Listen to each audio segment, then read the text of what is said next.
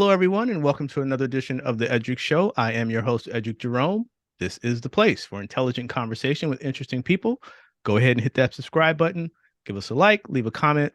Let me know how I'm doing as I continue to bring you interesting content each and every week. My guest today is Terry James, also known as Your Mortgage Guy. He is a licensed mortgage loan officer, and he's located in Solano County, which is in Northern California. Terry has more than 15 years of experience as a loan officer, and he uses this platform to educate the community on home ownership. He's also certified in home renovations and home building, and he strongly believes in giving back and supporting the community in which he lives.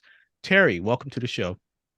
Thank you, Eddrick. I appreciate it, man. It's an honor. I'm glad to be on. Hey, been looking forward to it, man, because as you know, there's a Absolutely. lot going on. So before we get into the nuts and bolts of mortgages and things like that, tell me a little bit about yourself. Where'd you grow up? How'd you get into this business, man?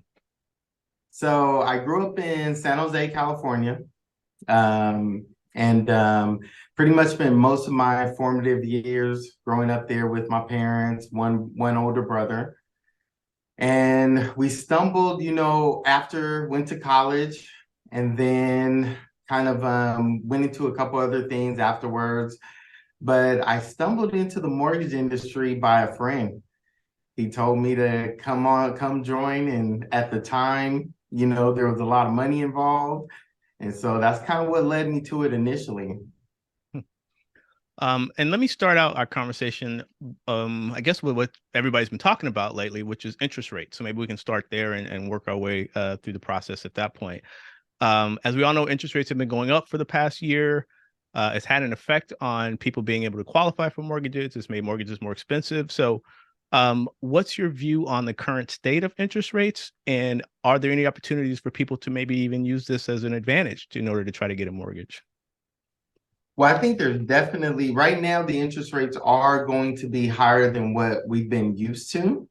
But the interesting thing is that when we look at the big picture of things, over the last 30 years, interest rates, even right now at 6, 7%, are still low, compared to, the last 30 years. And I think a lot of people, we've gotten spoiled during, 2020, 21, people were getting 2.5, 3% rate. And I just think that that's something that's not normal. That was completely abnormal. That was because of, the situation, what happened around the world. But even now, I think rates are, they're not as bad as everyone thinks. But I do think that eventually, yeah, the goal is, if you're reading the reports, we're going to get back to at least 5% probably by next year. You've been doing this now for 15 years. We talked a little bit before we came on about you actually were doing this during the last housing crash in 2008. So what are some of the lessons that maybe you've learned or maybe things you can share regarding the differences between 2008 and now? Absolutely. That's one of the biggest things that I think we, as people who don't know the industry, a lot of people think we're headed back for that, especially with the recent bank closures, Silicon Valley Bank, and I think Signature Bank, which was another big bank in New York that recently closed. But the difference between 2008, what happened there, it was a mortgage industry. So it was lack of regulation. So it was a lot of people who were in loans who couldn't afford the loans they were in. You had people getting loans with stated income, stated assets. You had people saying, yeah, I make this much money. And so, the loan industry back then was just completely unregulated. What's happening now is a lot different, even with the bank closures. What's happening now is not due to the mortgage industry or the housing industry. And so it's not even a crash that's taking place right now. It's just a slowdown in the market. For people who might be looking to secure a mortgage or buy a home, what are some of the things that they should do ahead of time so that when they're ready to actually apply for the loan, they have a greater chance of having it approved?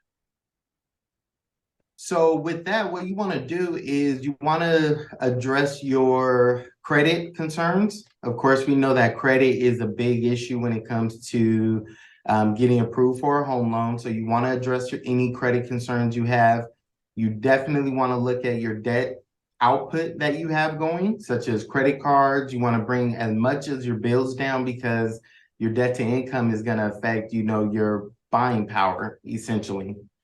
And so from there, those are some of the preparations you want to take. And then just being cautious of how much, credit you're really getting into. You don't want to take a lot of debt on if possible, especially if you're looking to purchase. I know, and I commend you because one of the things I know you do is you conduct workshops for first-time home buyers, people who may just want to get more information about how to go about buying a home. Tell me about your workshops and what are some of the goals that you set out when you conduct them?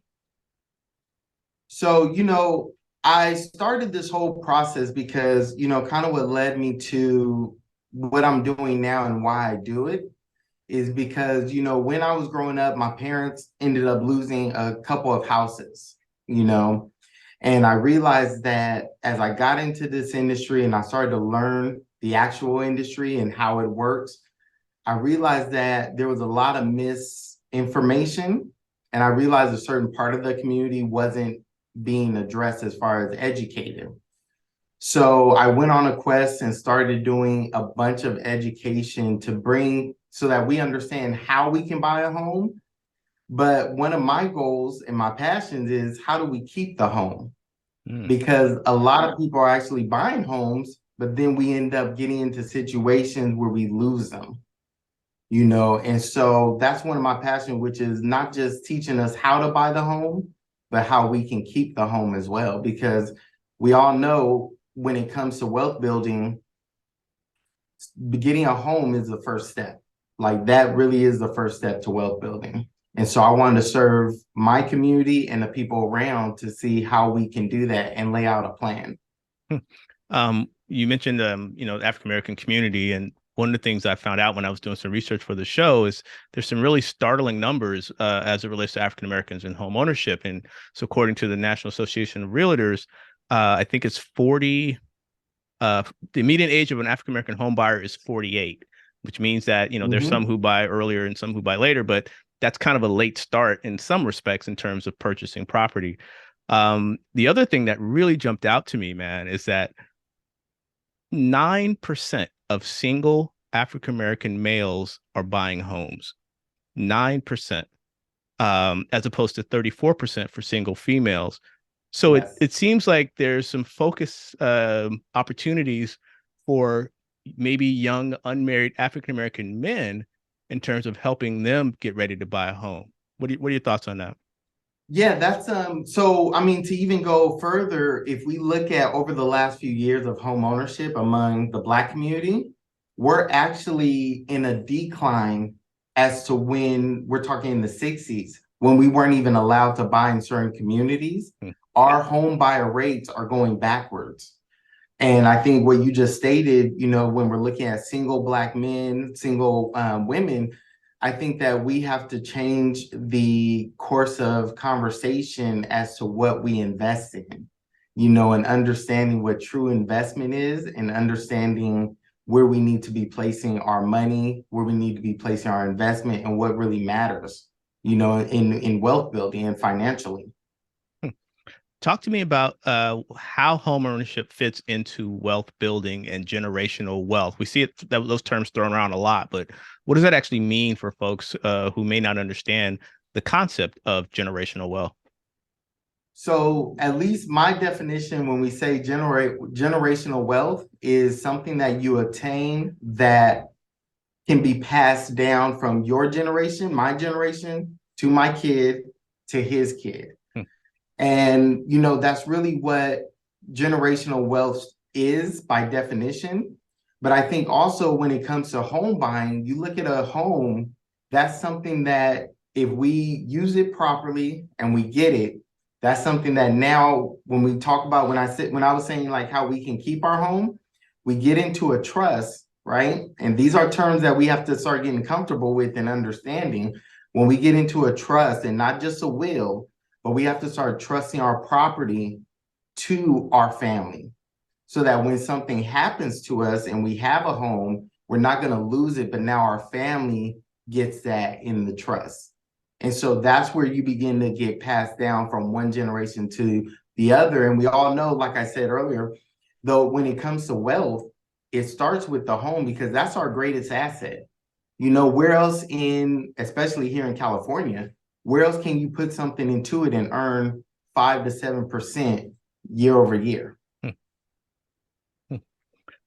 Do you talk about the well, let me piggyback on that. Right now inflation is about 6%, but that's not normal. It hasn't been for a while now. So over the long term, your point about increased value of the home is paramount because that can add to people's financial security, especially as they get in their later years, right? Well, that's why it's important that, especially what you want to do, and you brought up the point earlier how a lot of the African community are buying homes much later. We have to start getting it earlier because if we get the home earlier, then that's just more equity for you to attain by the time you want to retire.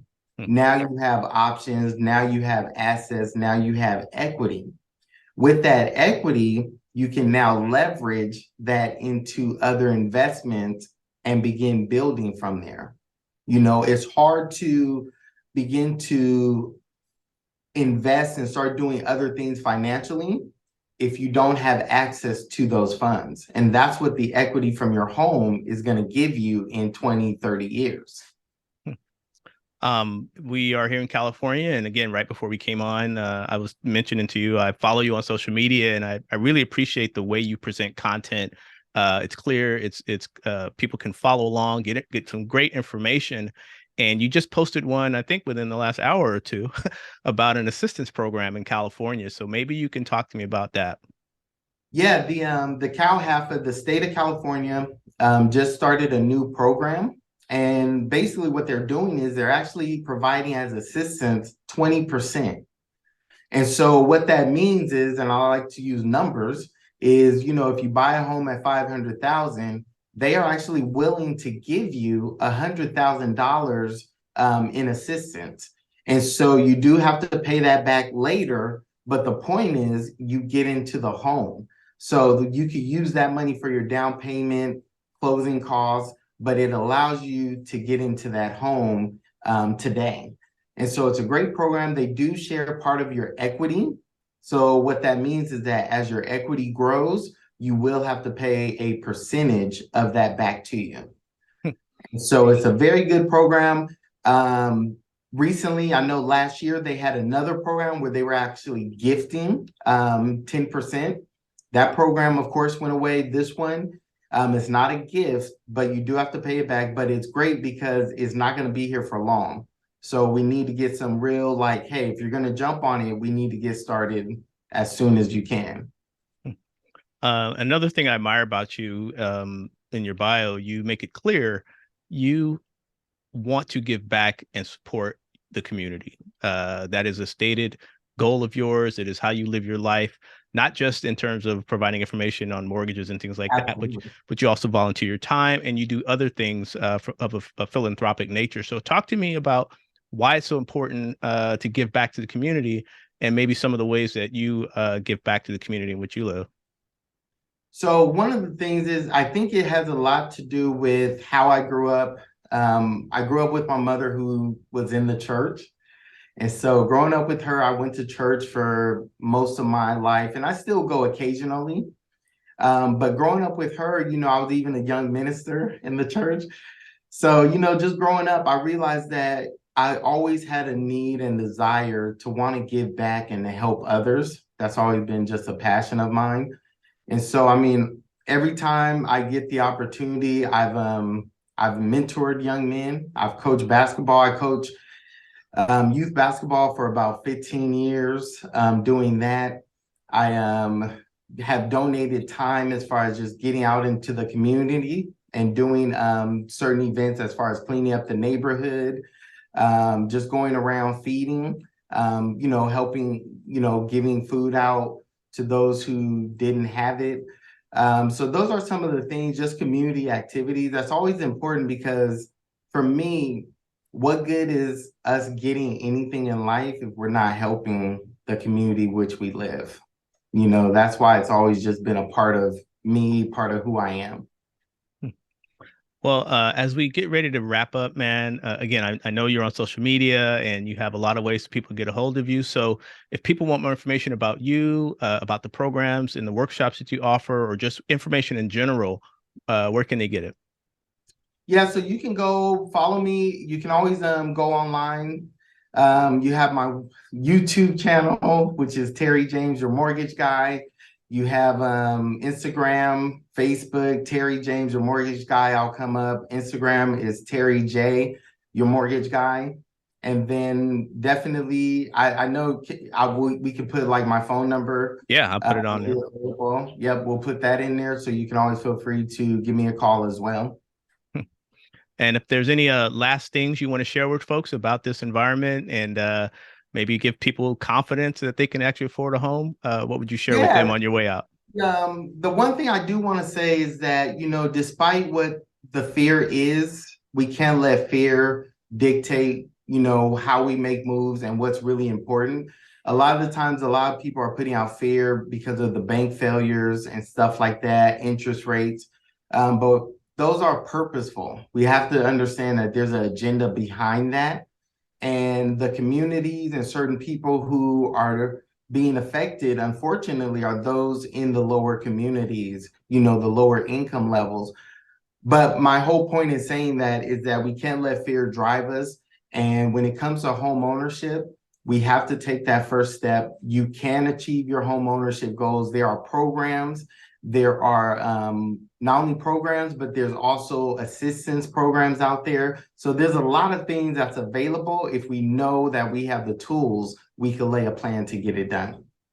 Well, Terry, I appreciate your time, man. It was nice meeting you today. Yeah, I hope we can get together and talk again. You're providing a really, really good service to folks, and let's hope some people hook you up and look you up and take advantage of the opportunities at hand. absolutely. Thank you for having me. You're very welcome. This has been another edition of the Eddrick Show. I'm your host, Eddrick Jerome. My guest has been Terry James, also known as Your Mortgage Guy. You can find him on Instagram, Facebook, and a lot of different social media areas. This is the place for intelligent conversation with interesting people. I want to thank you for tuning in, and we will catch you on the next episode.